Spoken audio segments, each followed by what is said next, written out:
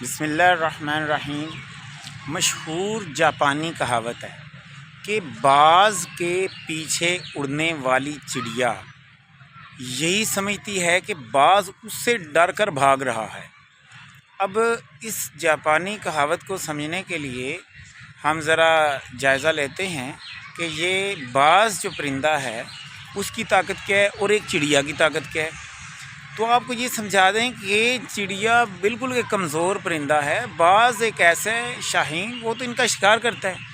اب یہ بڑی بے وقوفی کی بات ہوگی اگر کہ یہ چڑیا سمجھ رہی ہے وہ اسے ڈر کر آگے آگے بھاگ رہا ہے، حالانکہ وہ چڑیا خود اس کے پیچھے اڑ رہی ہے۔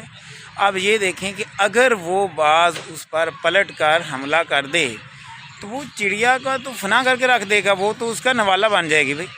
لہٰذا اس سے ہم یہ سیکھتے ہیں، انسانوں کے لیے سبق ہوتا ہے اصل میں، کہ آپ کسی بھی طاقتور کے پیچھے لگ جائیں یا اس طرح کے معاملات ہوں کہ آپ کی کسی کی طاقت کا غلط اندازہ لگا لیتے ہیں کہ یہ تو ہم تو بڑے اپنے آپ کو بہت زیادہ ایسے طاقتور سمجھنا اور دوسروں کو گھٹیا کمتر سمجھنا۔ بعض اوقات آپ جن کو کمتر سمجھتے ہیں وہ بعض شاہین یا وہ بھی ہو سکتے ہیں، آپ ان کے لیے چڑیا ثابت ہو سکتے ہیں، ان کے ایک وار سے آپ کی ساری زندگی تباہ ہو سکتی ہے۔ لہٰذا اس دنیا میں بڑی رنگ برنگی دنیا ہے، رنگ برنگے لوگ ہیں طرح طرح کے، آپ کسی بھی انسان کی طاقت کا غلط اندازہ نہ لگائیں ورنہ آپ کو خمیازہ بھگتنا پڑ سکتا ہے۔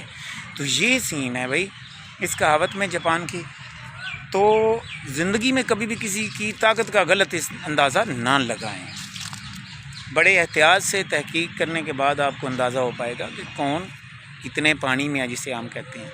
لیکن کسی بھی کہاوت کی ایکسپلینیشن اگر آپ کو مقصود ہو تو آپ نیچے کمنٹ کر سکتے ہیں۔ عرفان فانی کو اجازت دیجیے، اللہ حافظ۔